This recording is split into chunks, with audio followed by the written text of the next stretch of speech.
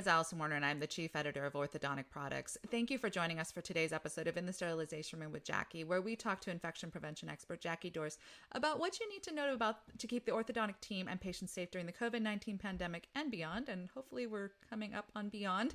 For over 30 years, Jackie has been a consultant specializing in instrument sterilization and infection control and prevention in the dental setting. She has degrees in microbiology and dental hygiene and has been a featured speaker at the American Dental Association and the American Association of Orthodontists.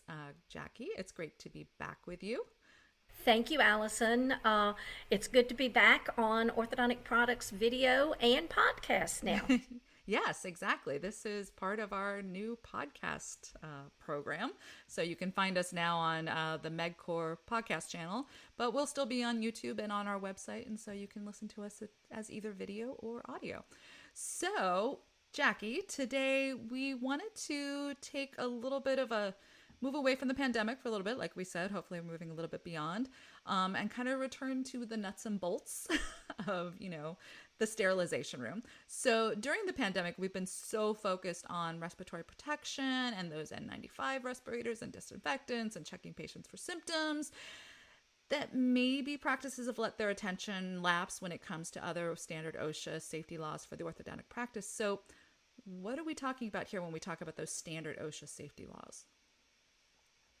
Well, Allison, I proposed the topic to you today because I did a training session for a relatively new orthodontic practice last week. Okay. They've opened their doors a year ago, and of course they've been busy getting all the systems in place and even working with a consultant on training the treatment coordinator and their marketing programs, and as the practice grew, they're hiring more employees.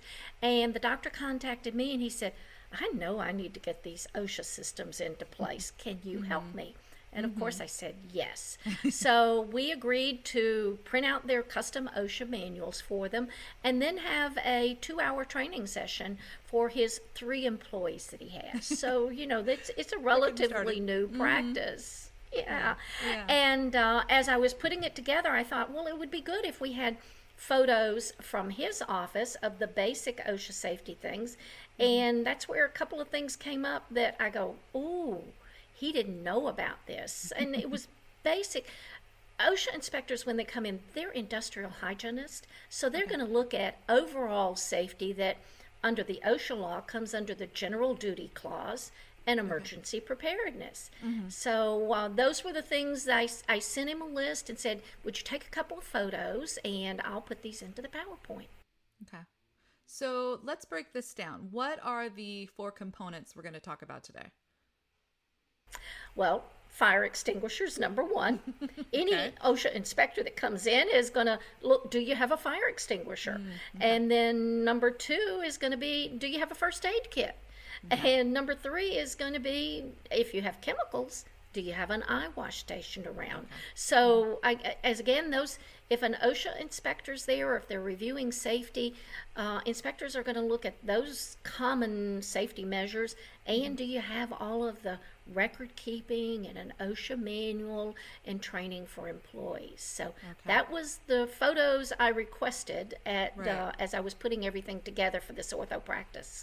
Okay. And then I know in us talking, I know there's actually a 4th component, but it's only for certain states. Can you talk about that aspect?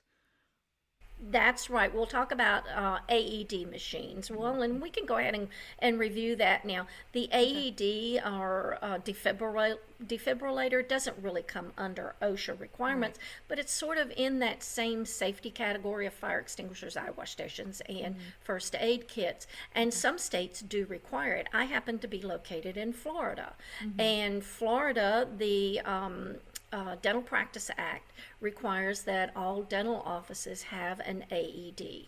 So it will vary from state to state. Usually it's enforced by the dental board, but it may come under one of the other health agencies. So I think offices, if they want to know whether they need to have that AED machine, can contact either their dental board or their state dental association, Orthodontic Association, they should let them know that. But let's go back to the very first element of this. So that fire extinguisher, what are the requirements there? Where should this be located, etc.? Yeah. Well, OSHA says that you should have a fire extinguisher and in the office, and it should be easily accessible. The employees should have training on it and know how to operate it. And one of the things that I noticed once the office sent me the photos, I enlarged the image and I was able to see on these little yellow tags, it may be yellow or green, that it has an inspection date. Fire extinguishers, they can lose the compressed air in them, or maybe the chemical is no longer active. So fire extinguishers really should be inspected by the company that provides them on an annual basis. And I noticed that it had been over a year when I looked closely at that tag, so that since it had been inspected. And the doctor, since all this information was relatively new to them, he said, well, do we get the fire department to come in and inspect it? And I said, no. Look at the name on the tag of the company that provided it to you, and then you schedule them to come to your office and inspect it. Now, I have had in some states, the office would pick up their fire extinguishers and they would take them over to the fire department, and the fire department for a $10 or $15 fee will inspect them and go ahead and stamp that tag, and you've had your annual inspection on it. And then the other part is, everybody in the office should know how to use the fire extinguisher and know where it's located. Right. So we went through the training on, this is the lever that you use to release it from the mount where it's mounted on the wall, and all fire extinguishers should be mounted on the wall at a level that the shortest employee can access them. You don't want them too high or too low. You need a sign over it that says, hey, this is where the fire extinguisher is located. And then all fire extinguishers have a safety device that I lightly call a hand grenade pin. It looks like a little metal ring or a pin, and it's the safety. And once you pull that pin out, then it releases the fire extinguisher to activate it. So the nozzle or the tube or the hose, whatever you call it, you need to point that at the base of the fire away from you. And once you've pulled out that security or safety pin, now you can squeeze the trigger and it will release the propellant to come out and put out of the fire. So the risk of a fire in an orthodontic practice is really small, but we need to know where that fire extinguisher is and how to use it. Usually it's going to be the coffee pot, or perhaps even in a patient's car in the parking lot that we might need to reuse the fire extinguisher for. Okay, great. So moving on, let's talk about those first aid kits. What are the requirements there? Anything practices should really be focused in on? All employers must provide a first aid kit for the employees. So don't get it confused. This is not that big black medical emergency box in it that has epinephrine and all of the other pharmaceuticals and safety that you would need if a patient went into anaphylactic shock. But this is just a basic first aid kit that has Band-Aids and antiseptic cream, and just like you would possibly have at home, or maybe even keep one in your car. And but just like the fire extinguisher, it should be inspected on a regular basis to make certain that supplies have been replenished in that. I would recommend inspecting it maybe on a monthly basis, depending on how frequently the items are used. And the employees need to know where it's located.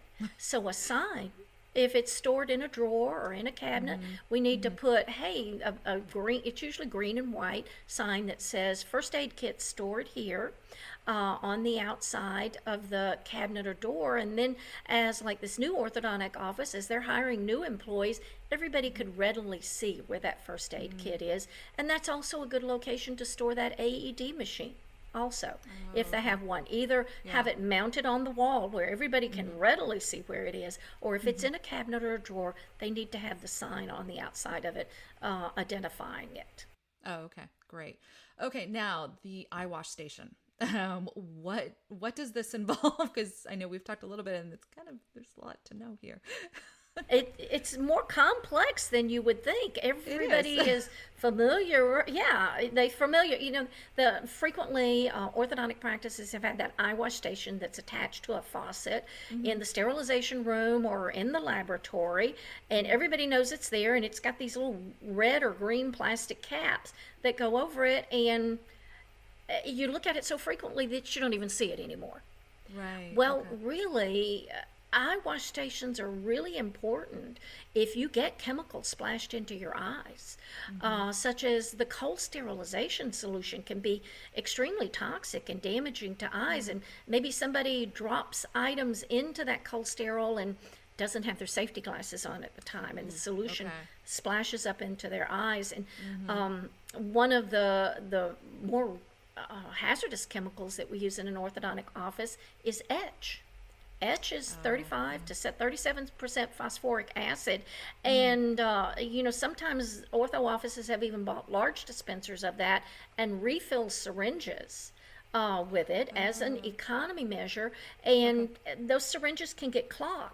Yeah. And say you're setting up for a bonding procedure and laying everything out, and the assistant tests the syringe, and maybe it's got a clump or a lump in there, and uses a little more force to push that etch out. And if he or she doesn't have on their safety glasses, that could be another potential chemical injury.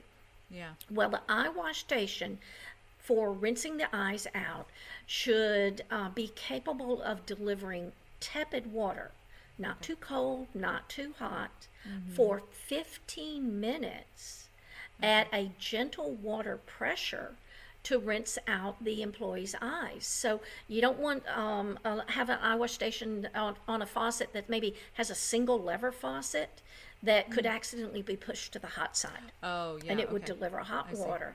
Yeah. Or like in the wintertime, if you're in a really cold area, that water coming out of the faucet can be icy cold. So there is actually an ANSI standard, the American National Standards Institute standard for eye wash stations, that is referred to as the Z358.1. And in that standard, it states that the eye wash station should be a single action. That means that you just have one lever that you either push or pull to activate it, and that it will deliver water in the temperature range of 60 to 100 degrees Fahrenheit for that 15 minutes, and that it's a gentle flow that will deliver 0.4 gallons per minute, not greater than 30 psi, or pounds per square inch. So pretty specific Precise, range with yeah. it. Now, most offices have not installed a separate eye wash station, which would have to have separate plumbing going to it. Okay. I know there's one state, South Carolina, that has a state OSHA compliant system, and in South Carolina that is required. That you have a separately plumbed eye wash station that meets this ANSI 358 standard, Z358 So you really need standard. to know what your But- state also requires. So Exactly, because if we have 26 states in the United States that have their own OSHA state compliance system, such as you're in California, so you have Cal OSHA there. In Right. Tennessee, they have TOSHA. So there are a number of the states. In Washington State, they have WSHA. That does their OSHA state compliance with it. So Right. it can vary a little bit from state to state, but then the other 24 states have used the federal standard as with it. So I think we'll see as they're in the future, as maybe OSHA inspectors are coming in and doing more inspections, that they may look more closely at this ANSI standard and require that for offices that do have hazardous chemicals that they might need to use an eye wash station for. So during the pandemic, we've been, as you said, so focused on those N95 respirators and fit testing and testing for COVID. Are you positive? Are you negative? That some of these routine safety measures have been overlooked. So I'd encourage orthodontic offices to revisit them. OSHA does have in place for the next couple of years what is referred to as their National Emphasis Program.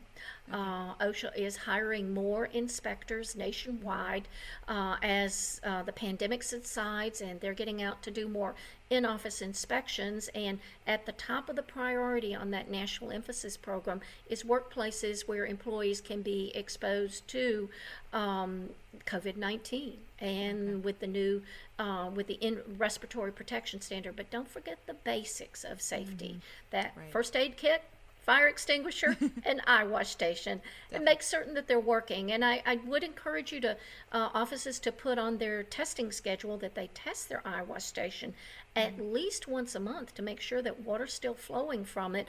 I know when I attended another safety conference with OSAP, it was recommended by the speaker there that eye wash stations should really be tested at least once a week to validate that they were working and to flush any stagnant water out of them to make certain that healthy water was going through them. So a little bit complex, but easy to manage when you have all the right information. Exactly. Well, thank you, Jackie, for breaking this down for all of our viewers. And check back soon for the next episode of In the Sterilization Room with Jackie. In the meantime, to catch up on past episodes or check out the latest orthodontic industry news, visit our website at orthodonticproductsonline.com. Until next time, take care and stay safe.